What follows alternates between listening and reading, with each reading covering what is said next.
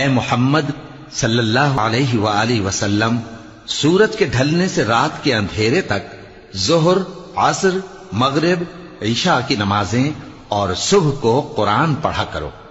کیونکہ صبح کے وقت قرآن کا پڑھنا فرشتوں کی حاضری کا موقع ہوتا ہے،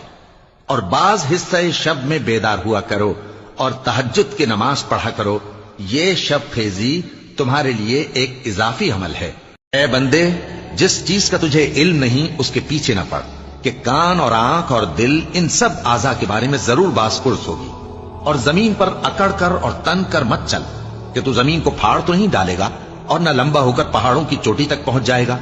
ان سب عادتوں کی برائی تیرے پروردگار کے نزدیک بہت ناپسند ہے۔ اے پیغمبر، یہ ان ہدایتوں میں سے ہیں جو اللہ نے حکمت کی باتیں تمہاری طرف وحی کی ہیں، اور اللہ کے ساتھ کوئی اور معبود نہ بنانا، کہ ایسا کرنے سے ملامت زدہ اور راندہ درگاہ بنا کر جہنم میں ڈال دیے جاؤ گے۔ مشرکو، کیا تمہارے پروردگار نے تم کو تو لڑکے دیے اور اپنے لیے فرشتوں کو بیٹیاں بنایا؟ کچھ شک نہیں کہ یہ تم بڑی نامعقول بات کہتے ہو،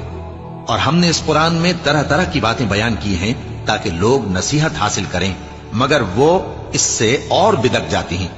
کہہ دو کہ اگر اللہ کے ساتھ اور معبود ہوتے جیسا کہ یہ کہتے ہیں تو وہ ضرور عرش والے کی طرف لڑنے بھیڑنے کے لیے رستہ نکالتے۔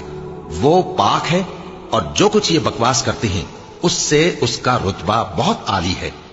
ساتوں آسمان اور زمین اور جو لوگ ان میں ہیں سب اسی کی تسبیح کرتے ہیں، اور مخلوقات میں سے کوئی چیز نہیں مگر اس کی تعریف کے ساتھ تسبیح کرتی ہے، لیکن تم ان کی تسبیح کو نہیں سمجھتے۔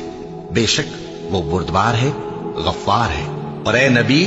جب تم قرآن پڑھا کرتے ہو تو ہم تم میں اور ان لوگوں میں جو آخرت پر ایمان نہیں رکھتے چھپا ہوا پردہ یعنی حجاب ڈال دیتے ہیں، اور ان کے دلوں پر بھی پردے ڈال دیتے ہیں کہ اسے سمجھ نہ سکیں، اور ان کے کانوں میں ثقل پیدا کر دیتے ہیں۔ اور جب تم قرآن میں اپنے پروردگار یکتا کا ذکر کرتے ہو تو وہ لوگ بدک جاتے ہیں